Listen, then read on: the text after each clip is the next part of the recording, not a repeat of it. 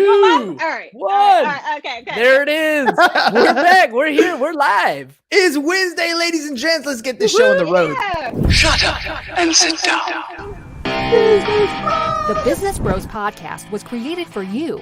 Learn from the business professionals who come to share their stories.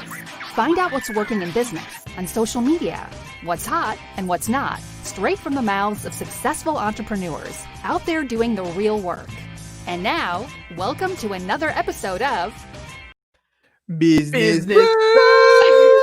It is fire intro time, Ham. Fire. Here we go. All show? right. All of you business pros out there, before we jump into the show, just a quick reminder to please subscribe on whichever platform it is that you're listening to us on today. Give us a like, give us a follow, give us a subscribe, and drop a review and help other like-minded business owners find value from our awesome guests as we rise up in the podcast rankings. We will sincerely appreciate it. And if you want to be a guest on the show, we'd love to have you on and learn from you as well. Go to www.businessbros.biz/podcast guest and schedule your time slot. And don't forget to follow us on all our social medias at Business Bros Pod. We're super excited, super honored to bring yet another incredible guest to the Business Bros Pod. Our guest today has over a decade of experience as a digital marketer for entrepreneurs and business owners. But what makes her stand out above the rest is the system she's created to automate processes and help you get organized. Our guest and her team will work with you to identify pain points, create a strategy, and implement digital management and branding to help you stand out on your social media networks. She knows, like you do, that you can do anything in your business with organization, consistency, and branding. So tune in today to hear how she's done that time and again for her raving fans.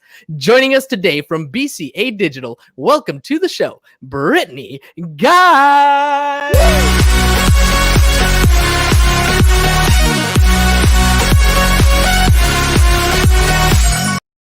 Boom! I thought I'd throw a party. I thought I'd throw a party one instead of the applause. I was like, why not? It's Brittany. It's Brittany, baby. Yeah. Brittany, welcome to the program. Yeah, all right. Why not? 10 years of digital marketing, right? I mean, that's like the birthplace of Facebook and all these other different places. So you got a lot of background in this digital marketing space. How'd you get into this thing? You know what? I kind of fell into it. So I worked for like a media agency for a few years in the marketing space, and I kind of decided to do my own thing. So I have some years of experience in the corporate world, and now I have my own agency. So. All right, I want to know about your team. I was trolling around your website because I was creating those little promos for you, right? And I noticed you had a power team, all these ladies that are around a table planning for stuff. How does it work when you get a client, somebody who's going to work with you? How does it work as far as the structure and the system in your team? Yes. So when I get a client, we go through different phases. So we have our onboarding where we kind of discuss goals and pain points. And then after that, we begin the execution process. So first we want to identify, again, what are the pain points? Like, what do you want to automate? So any repetitive tasks, those are typically things that we want to automate. And then we put it in CRM. Are you familiar with CRM? Oh, you're speaking James's language, man. That's exactly CRM automations is what I love and do. Nice. I'm very curious to know about your CRM that you use. But yeah, we use the CRM to automate some of the ongoing processes. I think the main thing as an entrepreneur, a small business owner, you want to eventually get out of your business, right? So you don't want to have to continue to do all these different repetitive tasks on a daily basis, and instead you want to have like your 24-hour employee, which is your CRM, to do it for you. So automating a lot of those different repetitive tasks and processes. All right, look, absolutely. Here's the downside to what you just said, because there's the idea, the concept, right? We get into this business, whatever the business is, and we intend on making all kinds of money. We intend on automating this thing so that somebody else is doing the work. We can be enjoying our time on the beach, enjoying that time on the family. But most of the time, what happens with most entrepreneurs is they burn out and quit, and it's mostly because they don't have automations in place. They don't have systems in place. They're doing every single part of the business, and they just they had this idea of what business was supposed to be like, but then in reality, it turns out to be something different. When an entrepreneur comes to you and they realize that what they're doing isn't working, what are some of the subtle things? I mean, you're trying to identify pain points, but if you just tell them, "Hey, you suck at this," it's going to kind of suck. So, how do you address some of these pain points that they have to figure out what pieces they can automate? Just to figure out what type of pieces that they can automate. So you're right. So entrepreneurs, sometimes they don't even know what's broken in their business. They're just wearing so many different hats.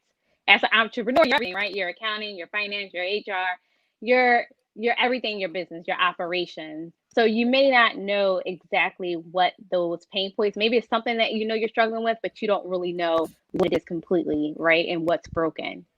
So that's kind of the thing that we'll take a look at and just do an overall assessment and some growth planning. So just looking at your business overall and the operations side of it and what you're currently doing to identify what's really not working. Does that answer your question? Yeah, that answers my question. And I'm going to take a little pivot here because you and I have actually had a couple conversations offline, right? It wasn't even on the podcast. We talked on the phone a couple times. Mm-hmm. We've talked about a few different things about creating content. What was that experience like? So you reached out and then we had a conversation. What do you remember what that was about and how it went? The podcast, not the podcast. When we had our off-going conversation, I think we talked about podcasting that last conversation. Yeah, about helping you start your thing, right? Yeah, I remember. What was that? What was that experience like? How did it go? Oh, your whole experience. So I think all I did I think you had some sort of form that you had to complete, if I'm not mistaken. It was so long ago, but I think it was a form. We completed that form and then scheduled a call with you and you followed up. But what did you do with that information? I mean, did you end up, I mean, you're in the digital space. You can't hear me? Mm-hmm. I can hear you now. can. Okay. What did you end up doing with that information? So did you end up starting your own podcast? Did you end up using any of that information to create content? Did you use it for other clients?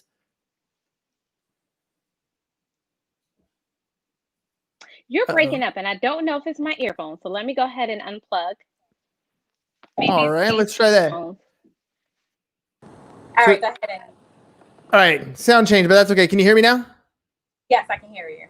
All right, I feel like a Verizon commercial. I feel like that's a. Can you hear me now? Good. Can you hear me now?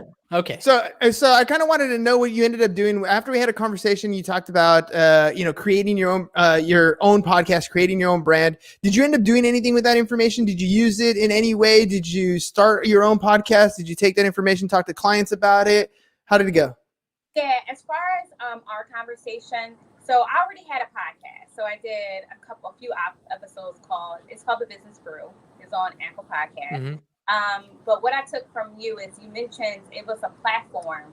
I think it's called, because I remember signing up for it. It's basically, it helps you to sign up like guests and like, it's kind of like matchmaker. Yes. Yep. So I ended up signing up for that.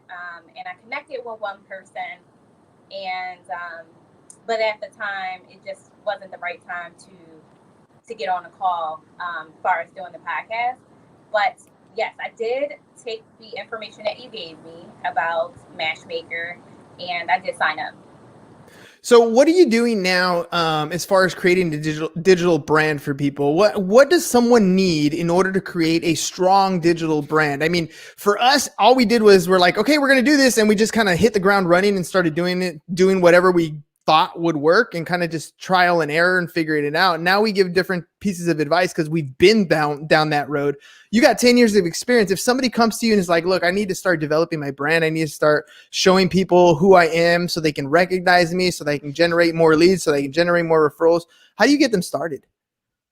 I think the first thing I would ask is, what are you looking to accomplish? What are your goals? That's first, because you're not going to know where to start. Like marketing, it can be overwhelming, right? There's so many different, you can go with traditional marketing, you can go with digital marketing. If you want to go with the digital space, there's other social media platforms. There's Facebook, there's Instagram, there's Twitter.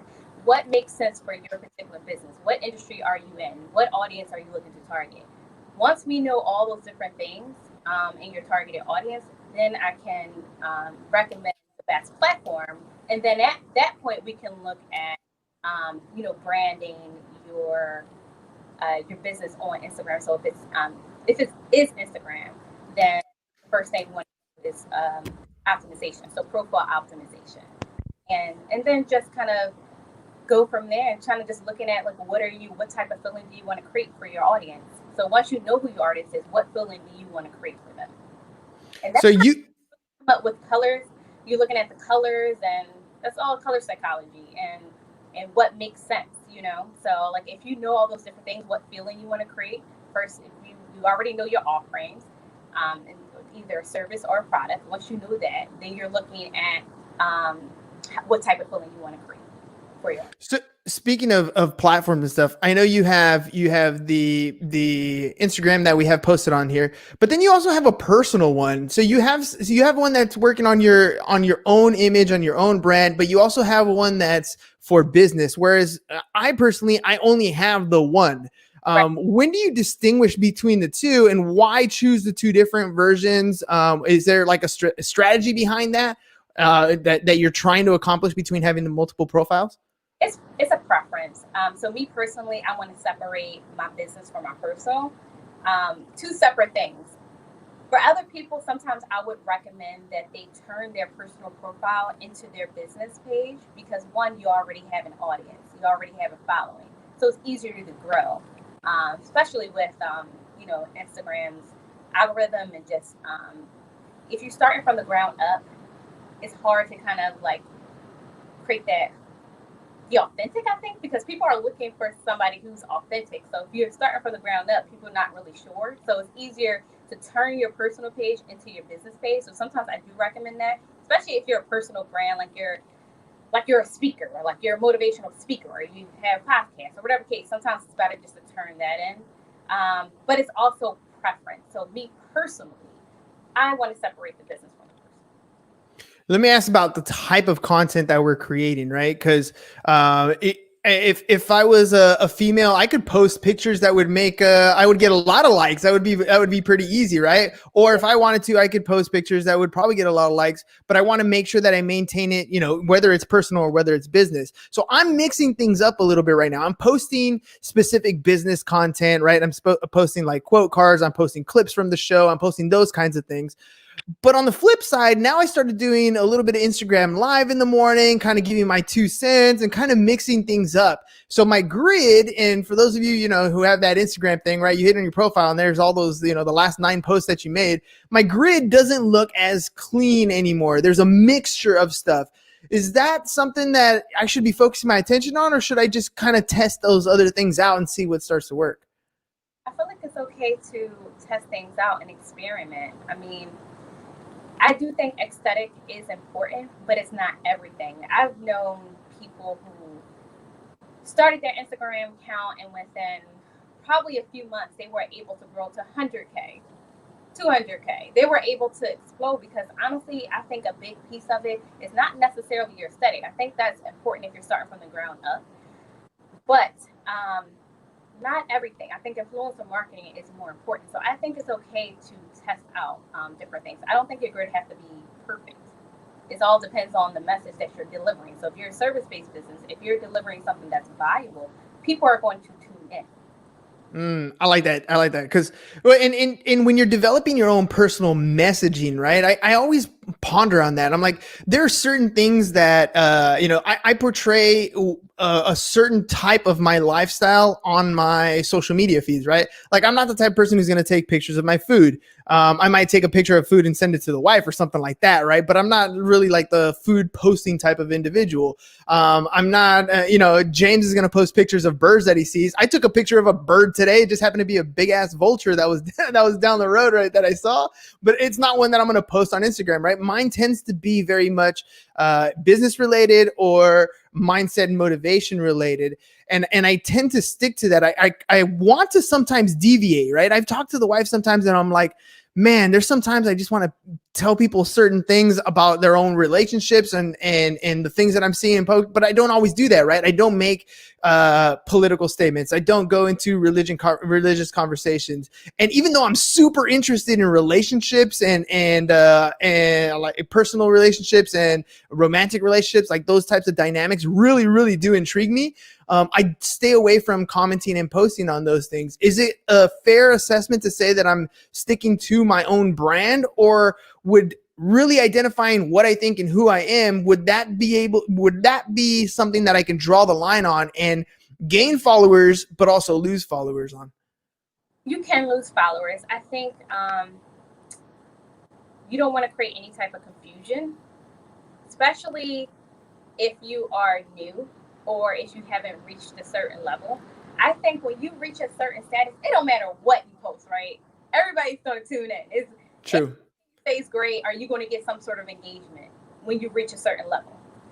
I think initially, though, you don't want to confuse your audience. So like on my actual business page, all I talk about is entrepreneurship and social media and tips and tricks and things of that nature. But on my personal page, I talk about a lot of different things, all those different things. And that's why I separate the two. I don't even connect. I try not to connect the two. Like, for example, on my business page, I can say owner at this person. I don't do that. I try to, especially anybody that's coming in new, that's looking for motivation.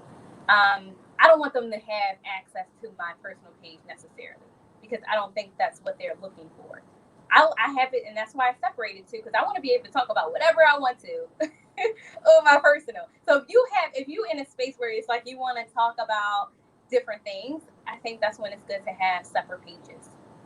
See, but I'm torn there, because I've been doing this for a while now, right? And I've hit a point in my social media following where it's kind of plateaued, and I'm wondering if I should stir the hornet's nest. I know how these algorithms work, right? If it doesn't matter whether I get people who are, hating on me when I have a particular opinion, or I get people who are praising me when I have a particular opinion. The fact that you're listening and you're paying attention and you're commenting means that you're going to see more of my stuff come up until you decide that, I don't want to follow that person anymore. That's a whole different ballgame. So that thought process has been in my head lately. And I'm really hovering on the fact that I'm going to be like, this is where I'm at. This is what I'm doing. And what do you think about this? And just kind of dropping stuff out there.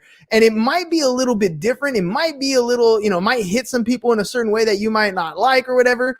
But I'm wondering if that's the little bit of hornet's nest, that's the little bit of stir up that I need to drum up more attention within the following that we've already created. I feel like if I stay vanilla too long, if I don't plant my feet in on one side of the line or the other, it's going to kind of plateau at that point. You know what I mean? Like I'm going to be stuck in this spot where, that's very generic. Yeah, you got some good stuff. Yeah, that makes sense.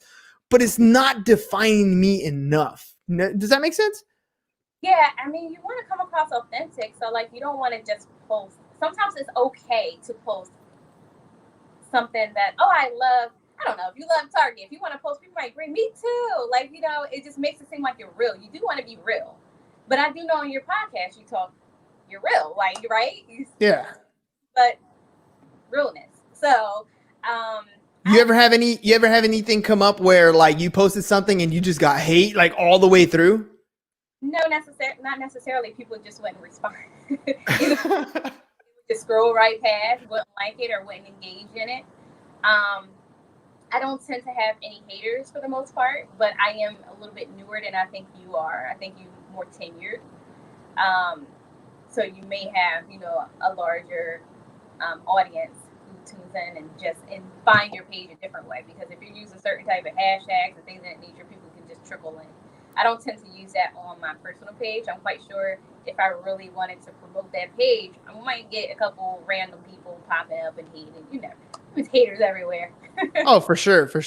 Well, what about in bringing in other people around you? So, for example, like I know my daughter, for example, she loves to do her TikToks and she likes to do certain things, but she has this pretty defined, personality type, this pretty defined type of content that she likes. I know my son's on the video game side, so he'll come in, he'll pop in some stuff from time to time, but I haven't really included them in my content, even though that's a huge part of my life, right? Like part of what makes me is the entire family setting, is my kids, it's the wife, right?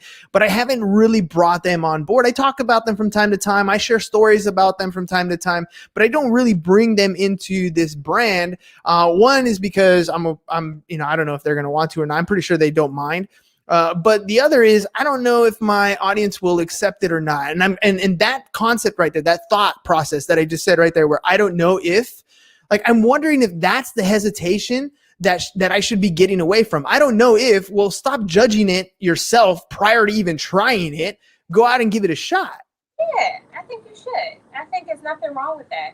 I mean, personally, if you bring your family on, like, let's say you take a family photo, you can somehow spin it in a way that makes sense for your particular business and what you're doing. Say, hey, I was sitting here, I was thinking about X, Y, and Z and how I'm going to sell my business. Honestly, you could be as real, just be real. So if you want to somehow twist it, like you can have your family, you could be sitting on a couch, I don't know, and then maybe it's a picture of you, like you're like thinking, right? And then you have your family around. Somehow tell her that, right? But you're still including your family. Does that make sense? Oh, it totally makes sense. And Ray says, or I'm just being protective of my family. And that you know what? And here's a controversy, right? So I'll throw this one out here. I actually believe the complete opposite. I believe my kids should have a social media profile. And this is a controversy that I've had at home with the wife, since the inception of this whole podcast thing. I believe my kids should have a lot of content. I believe they should be creators of content. I believe that they should be out there voicing their opinion, showing what they do, and sharing a lot of those situations, because I believe tomorrow is in the future is all about the people who are creating content, not about the consumers of content. Everybody who's the consumers of content are being trapped in this, this, like we're drawn to it. It's an addiction. It's a drug. Like we don't actually take anything. It doesn't physically go down, but our mind is consuming everything that we put down on this phone. We're just spending so much time on that. So I'm a big, I believe that if my kids are creators of content, they're defining who they are to the world rather than the world defining them, right? And I believe that's powerful. I believe that gives them self-confidence. I believe it gives them a lot of the good things. On the flip side, right? On the flip side, they're going to have to deal with criticism. They're going to have to deal with judgment. They're going to have to deal with other people's opinions of them. And I don't think that's a bad thing, right? Like, I think that's actually a good thing to struggle with that a little bit. Mm-hmm. Yeah, I mean, that welcome to the real world. Like, they'll just help make them stronger, I would think. Like, sometimes negative feedback is good feedback. So any feedback is good feedback, right? And then you want to toughen them up some. It's all right. Yeah, but you're in the digital space, right? So like, don't you ever worry about things? I mean, I know I've heard this all the time, right? Oh, but the suicide rate is up. Oh, but their feelings get hurt. Oh, they're super sensitive. To me, I'm like, I just like to call like BS on that. Yeah, guess what? Bullies were around when I was a kid too. And I get it that it continues on, but guess what? You have to toughen up because the world that I grew up in is different than the world they grew up in. And as soon as they can overcome that fear, as soon as they can overcome that idea of being judged, I think that's a positive thing. I think that's a good thing. Yeah. Train their mind. It's all right. Train their mind early to be prepared for that and what comes with social media. So but that's creating a brand, right? So to me, that's part of what you do with people is help them create a digital brand for a business, right? But I believe there's a huge connection between who you are as an individual and who your business is. So, I mean, and I know it's kind of a weird discussion to have, but and I'm going to pick on you a little bit, that merging the two profiles that you have, being able to say, this is me, like this is who I am, and this is why you should work with me. I think those two go hand in hand. Like, I think your personal profile gets a lot of good attention and it's developing a brand. It's exactly saying what you do professionally, right? It may not be the exact connection on how you're doing it, but you're building a brand for yourself, right? You're showing up, you're posting, you're creating content. Or on my personal page, yes. And I typically recommend others combine their page. One, because who wants to manage two different pages? It's more of a headache, right? Oh, hell yeah. Time consuming. Time consuming. And then two, it's just, you want to be authentic stuff. You want people to get to know you, right? You want to seem like a real person. So I agree. I preach this all the time, but I don't do it for myself. Why, that's funny because we do. That hypocrisy is not just with you. It's almost with everybody, right?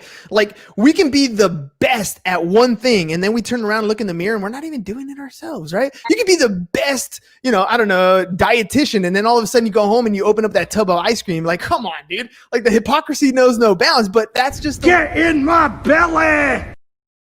Yes, that was good. Perfect. But sometimes we just need to hear from the other side so that we can kind of use that as an accountability factor. Like, dude, like that's what I'm saying. Like I see what you're doing on both pages, and I see one doing really well, and it's the one that's you. That's like authentically you. Me, but it's just I talk a lot of ish on my page. And it's but that's you, right? That's my point right there, right? That's my point.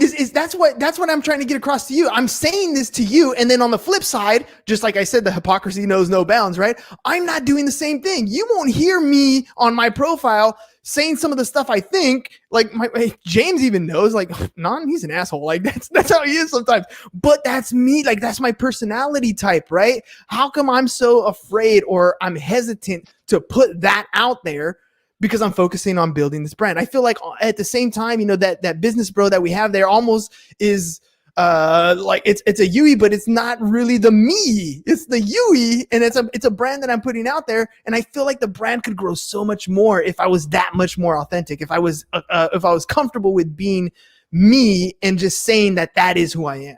Yeah, because they're buying ultimately into you and not necessarily product or service. It's really you, right? Mm-hmm. And so you do want your personality to shine through and be, that could be one of the reasons why people will want to work with you. So I completely agree. Of course, there's still hesitation there because I think it's two different audiences. Like the folks that I'm targeting and the people that it's actually on my personal page is a little different, right? They may not be the folks that I would share a CRM with, right? Mm-hmm. They're more so focused on I wonder what you think about relationships, or I wonder what you think about, So it's two different spaces to a certain extent. Now I do get trickle over a little bit into my business, and they want to work with me because they saw me on my personal page. Like, hey, what do you do? And then that's how I do sometimes get clients that way. So some clients can trickle in that way. Okay, I'm gonna give you that, right? I'm gonna give you that. But on the flip side, right? I'll give you. This is an example that we're working on right now. James and I have been describing or really honing in on who our ideal client is for our insurance agency, right? And one of the biggest additions that we added recently was the way James structured all of our systems, SOPs, all of our automations for all that stuff. It's all very military based, right? Because he spent 8 years in the Navy. So one of the things we came together with was our ideal client is probably ex-military, right? Now, if you've ever been on a sailor ship, because I haven't, but I've hung around some sailors before, dude, the mouth on these guys is something else, right? If I'm going to be looking for people that are that type of personality type. Shit! Language. Exactly, right? So if I'm supposed to be reaching out to that type of audience, if that's the person that I want to work with, if that's the personality type that I want to be around and consider a friend as well as a client, shouldn't I be projecting that out there? Right? I mean, look at Ray says, we have to remember people do business with you because of you, the love, the trust, the professionalism. Most likely it's the business, right? And that's what I'm saying. That's right. Right? That's right. They do business because of you. They're buying it to you. So should we show them me? Yes, I'm going to tell you. Yes, you should, but don't ask question. Oh man, Brittany, I had fun talking with you today. I mean, the whole branding concept. I mean, we can take it in so many different directions. So I thought I would take it this route, and it was fun. It was fun getting to talk to you. I mean, every time I've talked to you, I think we've talked maybe like 3 or 4 times already. It's been a fun conversation. So thank you for coming on the show. Before you go, can you tell our audience, especially our listening audience, if they want to get a hold of you to work with you, how can they get a hold of you? Yeah, so you can reach me over at Instagram. My business page is BCA_digital. You can reach me via email at info@bguyconsulting.com or website. You can go visit my website at it's bcadigital.co. Perfect. All right. You've been on other podcasts. You have a podcast of your own. I got to ask this of all my guests. I'm getting in the habit of doing this because I'm going to use a lot of these as testimonials. So I just want to know, what was your experience like in being on the Business Bros podcast?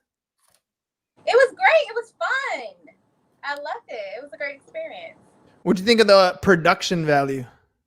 Really good. You guys are A1, better than my production. Set up the little ads in there. Like, yeah, it's awesome.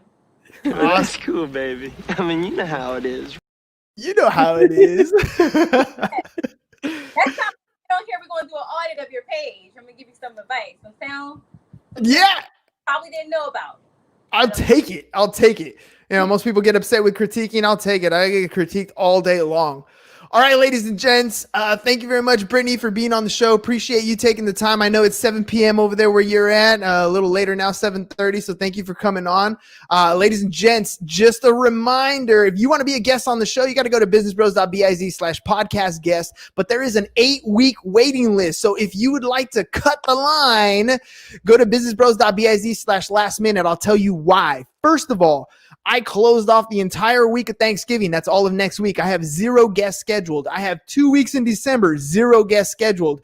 And we may decide we want to do a show every now and again. And guess who's going to get a notification to be on the show? The last minute guest list. So go to businessbros.biz/last minute. Hop on that list if you want to get a notification. Might be an hour, might be a day, might be a week ahead of time, but I'll open up a specific day and then you get the email on that list. Follow us at Business Bros Pod on all our social media. Give us a like, give us a rate, give us a follow. We appreciate you guys. Help us rise up, as James would say, on the podcast ranks. We'll see you again tomorrow. It is SHIT tomorrow. So happy it's Thursday. We'll see you guys later. Peace. Bye-bye. And we're out. Thank you for listening to the Business Bros Podcast. Are you looking to get more clients or to increase your income? Hernan, the business bro, can help you generate referrals through the power of podcasting. And James, the insurance bro with Pipeline Insurance, can help you effectively add insurance to your existing business. If you are ready to create wealth today and generational wealth for tomorrow, email businessbros@seeusfirst.com to schedule a free consultation or join the Business Bros Network, www.businessbros.biz.